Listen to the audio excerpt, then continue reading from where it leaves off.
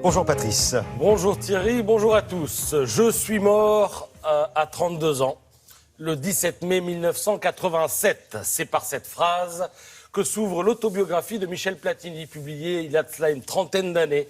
Ce livre raconte sa première vie, plus flamboyante que flamboyante. Alors je ne sais pas si Michel Platini reprendra un jour la plume pour raconter sa seconde vie, ou sa deuxième vie, parce qu'il en aura peut-être une troisième, s'il s'y risque. Il aura peut-être envie de commencer par une phrase du même style. Je suis mort à 60 ans le 9 mai 2016. Et il pourra même la compléter, cette phrase. Je suis mort à 60 ans, assassiné par Sepp Blatter. Michel Platini, icône nationale et planétaire, fait donc la une de pas mal de journaux ce matin pour ce qui ressemble à une fin de partie, une fin de carrière footballistique qu'il a vu passer des terrains aux coulisses de son sport de prédilection avec une même maestria, un même savoir-faire, un même charisme et hélas aussi un même sentiment d'amertume, car dans un cas comme dans l'autre, eh bien, il aura toujours été empêché de parvenir au sommet du sommet, ce qui lui était promis, ce qui semblait être une évidence. La Coupe du Monde aura échappé aux joueurs, tout comme la présidence de la FIFA aura échappé aux dirigeants. Alors, l'affaire en soi est une œuvre cubiste, écrit Grégory Schneider dans Libération, car sa culpabilité dépend du point de vue. Michel Platini peut faire valoir qu'il a effectivement travaillé pour la FIFA, que le paiement de 2 millions de francs suisses a été validé par les comptables de l'instance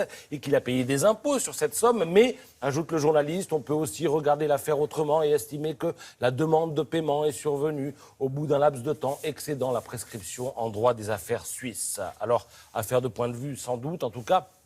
Celui de Martin Couturier dans le Figaro mérite d'être lu. Il parle d'un joueur qui nous a fait rêver, à en pleurer de bonheur, de fierté, de félicité. Invincible, il paraissait, écrit Couturier, d'où ce sentiment de gâchis partagé par nombre de commentateurs ce matin, à commencer par Jean-Philippe Leclerc, qui dans l'équipe assume de ne pas juger l'ancien capitaine de l'équipe de France aux 72 sélections et aux 3 ballons d'or comme un vulgaire délinquant et refuse de jeter avec l'eau du scandale l'homme du fair-play financier, l'homme du football aux footballeurs, ainsi que les grands moments et les belles idées qui jalonnent depuis 40 ans nos années Platini.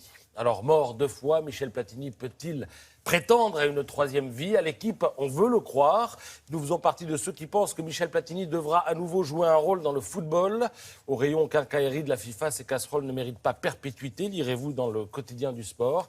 Et ce chemin, s'il existe, passe par la justice suisse, la seule qui puisse maintenant rétablir son honneur, ce qui, dans le meilleur des cas, arrivera trop tard, écrit Philippe Marcacci dans l'Est républicain. Mais bon, l'expérience le prouve, en politique, rien n'est jamais totalement perdu, car ce qui se joue ici a beaucoup plus à voir, évidemment, avec la politique qu'avec cette autre joute que le sport, conclut l'éditorialiste. Alors, pour conclure, dans un mois débute en France l'Euro de foot. Ça ne vous avait pas échappé, l'Euro.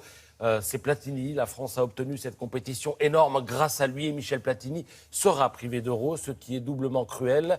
Ainsi parle Noël Le Graët ce matin dans Le Figaro. Alors l'Euro, c'est aussi très emblématique, l'Euro, parce que l'Euro, ça nous renvoie à 1984, ça nous renvoie au premier titre international gagné par la France en foot, ça nous renvoie au premier signe d'éclosion du foot français, celui qui a fait d'elle une nation respectée. L'Euro, ça nous renvoie à la génération Platini, aux 9 buts du maestro en 84, il avait survolé la compétition. L'Euro, ça nous renvoie à ses 2 doublés de 84, à son but en finale contre l'Espagne. L'Euro, ça nous renvoie à notre premier titre. L'Euro, ça nous renvoie à une question ce matin. Y a-t-il un Platini quelque part? Je rajouterais la phrase de Brel, Jacques Brel. On a vu parfois rejaillir le feu, etc., etc., etc.